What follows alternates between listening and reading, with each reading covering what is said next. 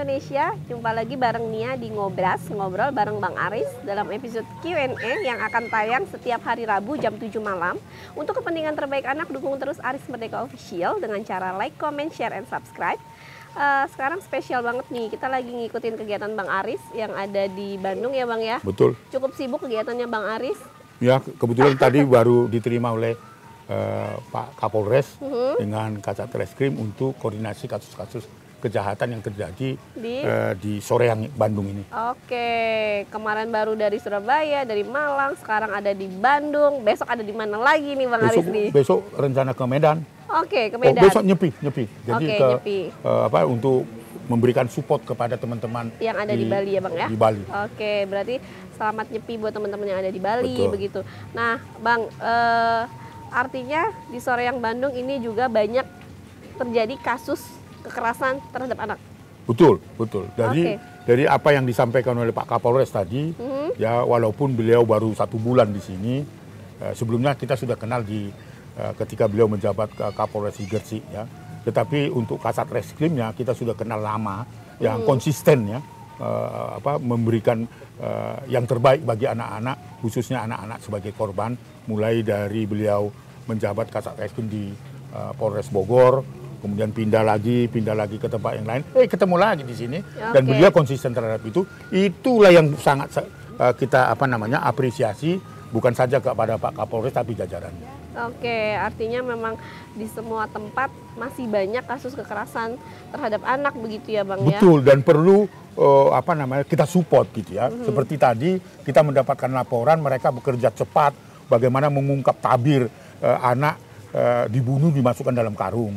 Ada Pompes juga salah seorang oknum gurunya itu melakukan kejahatan seksual terhadap santrinya.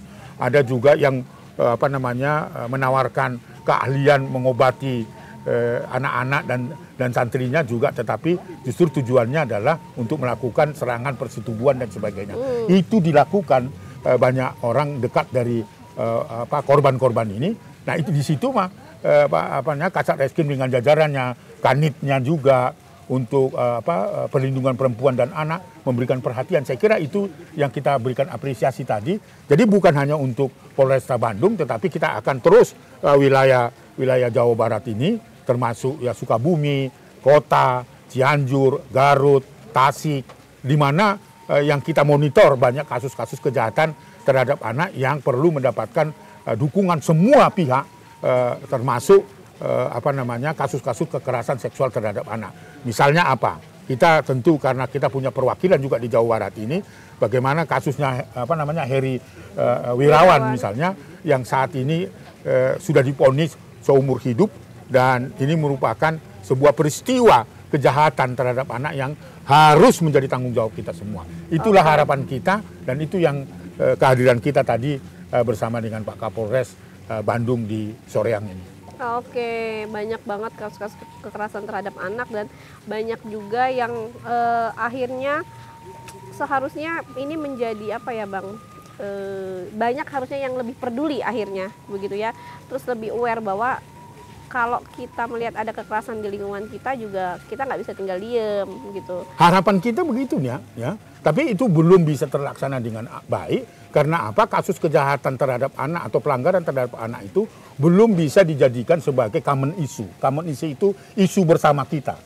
Jadi, kalau itu sudah bisa menjadi common issue atau isu kita bersama, baik itu keluarga dan komunitas, ketika kita melihat ada anak yang dilanggar haknya, itu secara spontan ya, dengan mekanisme dan sistem yang ada, itu kita bisa membela dan menyelamatkan anak, sehingga anak bisa terlindungi dengan baik. Tapi itu belum ada. Karena sistem pendataan kita juga masih lemah. Ya.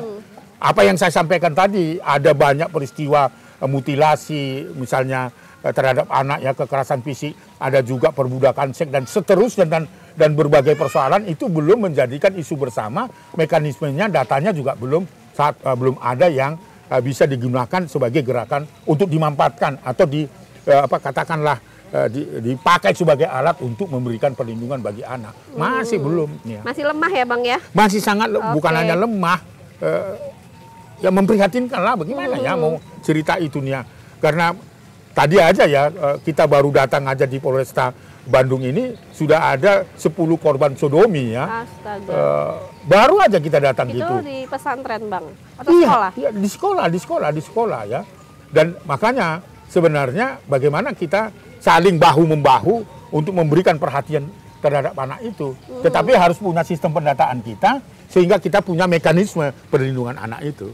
Oke, Bang, kita masuk ke Q&A dulu ya. Beberapa pertanyaan Ada masuk. beberapa pertanyaan. Oh, Ya, silakan beberapa ya. pertanyaan, tetapi nggak bisa Nia tanyakan semua. Nanti kita masuk ke episode yang Oh, lain. boleh. Jadi ini masih berkaitan sama kasus yang memang Bang Aris kawal selama beberapa bulan ini gitu. Perjuangannya masih belum bisa ketahuan ya. Nanti prosesnya sejauh apa, selama apa, nggak tahu juga. Tapi semoga memang ini akhirnya nanti samalah proses hukumnya, minimal hukuman atau tuntutannya sama dengan proses yang sudah terjadi untuk kasus Heri Irawan begitu ya Bang ya. Betul. Ini dari Harapan kita. KAI Andari 15. Sidang kasus SPI selanjutnya kapan Pak? Keadaan para korban saat ini gimana? Korban saat ini menunggu-nunggu untuk dimintai keterangan sebagai saksi korban. Oke. Dan sidangnya itu seharusnya minggu yang lalu, tetapi Ketua Majelis Hakim dikabarkan terkena serangan COVID-19 virus baru. Dan akhirnya ditunda, nanti tanggal 9 Maret akan didengar saksi korban ini, karena hakim dengan jaksa penuntut umum tentu harus mendengarkan apa yang menjadi dasar pelaporan itu. Mudah-mudahan dalam sidang mendengarkan saksi korban, karena ancamannya atau dakwaannya lebih dari 5 tahun, bahkan bisa dihukum seumur hidup dan hukuman mati, maka harapan kita majelis hakim besok sudah bisa menahan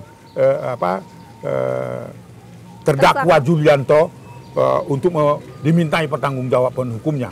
Sekalipun itu sidang tertutup, ya, bisa tertutup untuk umum, tetapi tidak tertutup untuk pendamping, tidak tertutup untuk pendamping atau pelindung LPSA dan sebagainya, termasuk Komnas Perlindungan Anak. Itu harapan kita. Oke. Kalau tidak, kita akan melakukan aksi membangun solidaritas opini publik bahwa kasus kejahatan seksual atau predator kejahatan seksual itu harus dihukum seberat-beratnya.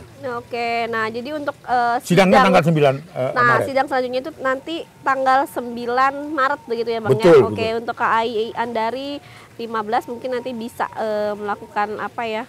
Kalau kita bisa undang datang ke Pengadilan Negeri Malang, kalaupun Boleh. tidak, kirimkan papan bunga, karangan bunga untuk mendukung hakim untuk berbuat atau melakukan tindakan yang berkeadilan bagi Oke. korban. Paling enggak mengawal kasusnya, mengajak teman-teman, kemudian masyarakat sekitar supaya lebih aware nih ada kasus besar yang memang sebenarnya agak lesu ya Bang di kalangan Ya. media nasional kita. Bagaimana gitu ya. harapan kita seperti perhatian masyarakat terhadap kasus Heri Wirawan itu, sehingga tekanan-tekanan publik itu bisa mempengaruhi bagaimana penegakan hukum itu bisa berjalan dengan baik. Dan itu Oke. bisa dilakukan ya dengan kasusnya SPI. Oke Bang, oke semoga kasusnya berjalan lancar dan Abang dan tim sehat-sehat terus. Amin. Sehingga sampai selesai kasusnya juga kita semua dan korban mendapatkan keadilan begitu ya Iya, Bang ya. Nah, supaya kasus-kasus serupa tidak terjadi lagi. oke. Nah, kita lanjut ke pertanyaan dari Kak Muhammad _Idris_K. Saya sebagai duta anak 2011-2012, Apa katanya Nia? undang-undang harus diperkuat lagi, banyak human trafficking Pak saat ini. Nah, bagaimana tanggapan Abang? Ya, saya kira fakta itu tentu tidak bisa dipungkiri ya. Jadi perdagangan manusia, khususnya perdagangan anak-anak untuk tujuan seksual komersial itu perlu mendapatkan perhatian publik ya. Karena saya kira 1 minggu yang lalu saya mendengar bahwa ada kiriman mutilasi seperti Apa Bang? organ-organ tubuh yang dikirim ke Indonesia melalui Singapura, dan itu artinya bahwa isu perdagangan anak untuk penjualan organ tubuh itu bisa terjadi dan dimungkinkan. Karena saya kemarin itu sangat kaget karena memang belum mendapatkan bukti di Indonesia seperti itu, tapi kabar itu menakutkan bagi Komnas Perlindungan Anak. Jangan sampai ada, karena itu kasusnya sedang ditangani oleh Malaysia, yang di dalam dokumen itu akan dikirim oleh seseorang profesor Indonesia? ke Indonesia. Oke. Saya nggak tahu tujuannya untuk apa. Oke, semoga nggak terjadi di sini ya, Bang. Itu harapan Saya kita. harapan kita, tetapi isu perdagangan anak untuk penjualan organ tubuh itu harus diwaspadai. Karena ini ada 1 minggu yang lalu sudah ada kabar itu dari Eropa, tapi dikirimkan lewat Malaysia dan untuk tujuannya adalah Indonesia. Saya nggak tahu siapa pemesan di Indonesia, tetapi yang melakukan apa namanya organ-organ tubuh itu adalah seorang profesor dan dokter ahli, itu dalam berita televisi. Oke. Kasusnya semakin Harus diwaspadai, harus diwaspadai. Makanya. Dimungkinkan terjadi. Apa yang tidak terjadi, yang tidak bisa terjadi di Indonesia gitu ya. Yang baik bisa, yang buruk pun tidak. Bayangkan seorang ibu bisa melakukan mutilasi terhadap anaknya sendiri. Beberapa peristiwa ada yang dikuburkan hanya karena persoalan sepele. Oke. Saya agak gimana gitu dengan kasus Tapi ini fakta ya. Belum kasus kejahatan seksual Fakta yang harus kita beritakan kepada publik supaya publik juga menyadari bahwa ada peristiwa itu dan berhati-hati untuk kita memberikan ekstra perhatian bagi anak-anak kita. Nggak bisa lepas begitu saja. Jangan sibuk dengan media sosial kita tapi lupa kita bagaimana memberikan perhatian bagi anak kita. Artinya memang mendampingi apapun yang dilakukan sama anak begitu ya, Bang. Mendampingi Betul. dan mengawasi, mau main keluar, jamnya semua harus memang serba diatur gitu. Bang, kita lanjut ke pertanyaan Kak Blue Yesterday. Apa katanya? Bagaimana cara menangani kenakalan remaja? Bagaimana cara menangani kenakalan remaja? Jadi remaja itu punya karakter yang berbeda-beda. Kalau ada 5 anak kita, karakternya berbeda-beda. Semakin dia dewasa, ya katakanlah beranjak dari anak ke remaja, dia punya karakter yang berbeda-beda. Energinya juga berbeda-beda. Ada energi kepahlawanan, ada energi untuk mengkontrol dan menjaga kebutuhan biologisnya dan sebagainya. Itu harus mendapatkan perhatian dari orang tua. Karena dia itu bertumbuh harus mendapatkan artinya energi yang bertumbuh itu pada remaja kita itu adalah hal yang alami yang perlu mendapatkan perhatian dari orang tua. Orang tua jangan lalai terhadap itu. Karena apa? Itu tadi ada energi yang semangat, energi kepahlawanan, energi untuk mendapatkan perhatian banyak orang, energi untuk mengembangkan bakat minat. Ada juga energi untuk melampiaskan kebutuhan biologisnya. Bagaimana mendidik anak untuk memanfaatkan energi-energi itu sebagai bagian dari bagaimana anak itu menikmati dunianya. Saya kira itu caranya. Ekstra perhatian. Ekstra perhatian karena kesimpulannya anak sedang mencari identitas dirinya. Itu dia. Begitu kira-kira. Jadi setiap anak berbeda. Jadi setiap anak itu punya masalah yang berbeda dan unik. Jadi orang tua pinter-pinter gitu ya Bang ya. Betul. Cara menanganinya. Oke. Nah Bang, kita lanjut ya Bang. Boleh dari Kak YNGE_Kenjem. Gimana dia katanya? Nggak disebutin di sini Bang. Bagaimana kalau ayahnya tidak tinggal sama anak-anaknya, alasannya karena nggak mau aja? Oh jadi itu penelantaran sebenarnya. Kalau ada kata karena tidak mau aja gitu kan, bahwa tanggung jawab untuk membelai, mendidik, menyekolahkan, memberikan kasih sayang itu adalah kewajiban orang tua. Jadi kalau misalnya seperti itu pertanyaannya, saya kira itu merupakan pelantaran. Hati-hati, itu pelantarannya. Kenapa? Anak membutuhkan belayan kasih sayang, perhatian, ya. Selain hak-hak lain yang mendapatkan hak bermain, pendidikan dan seterusnya. Tetapi untuk belayan kasih sayang itu adalah bagian dari hubungan emosional yang tidak boleh hilang di antara orang tua dengan anak. Oke, karena memang dari kecil sampai hingga dewasa mereka membutuhkan kedekatan emosional. Ya, membutuhkan emosional, interaksi, kasih sayang. Bukan hanya kebutuhan dikasih uang aja. Bukan itu salah itu. Gitu. Makanya jangan sampai gininya. Di rumah itu ada ayah, ada ibu tiada. Nah itu adalah bagian dari kekerasan terhadap anak dan itu merupakan penelantaran juga. Oke, artinya orang tua juga harus paham bahwa anak nggak butuh secara materi aja, tapi secara fisik mereka juga butuh ada sosok orang tua yang ada di hadapan anak. Tatapan wajah, pelukan itu butuh anak-anak kita. Setuju Bang. Oke Bang, kita lanjut ke kasus dari Kak Ratu Balkis _ Apa katanya? Pak, apakah yang menjadi sukarela di Komnas Anak harus berstatus mahasiswa saja? Oh enggak, jadi hak partisipasi anak-anak itu adalah tidak mengenal batas usia. Yang penting anak itu bisa berkomunikasi. Bisa anak-anak yang sekalipun dia masih berusia 11 tahun, 12 tahun, remaja dan sebagainya. Karena itu merupakan hak anak untuk didengar pendapatnya sebagai hak untuk berpartisipasi. Maka di beberapa tempat baik itu di desa, ya, di kelurahan, itu patut dibangun apa yang disebut namanya forum anak. Forum anak itu berfungsi untuk forum bagaimana anak mengeluarkan pendapatnya menyangkut tentang dirinya, menyangkut tentang keluarganya, menyangkut tentang pembangunan desa, menyangkut tentang masa depan bangsa ini. Oke, Bang, ini pertanyaan terakhir karena waktu kita terbatas. Pertanyaan terakhir dari Kak Dia Hes. Apakah ketika melakukan pembelaan terhadap anak, Bapak pernah mengalami ancaman, Bapak atau keluarga, Pak Aris? Kalau itu saya kira banyak ceritanya itu. Sejak saya bersama dengan anak di Indonesia itu, awalnya itu adalah hal yang biasa-biasa saja.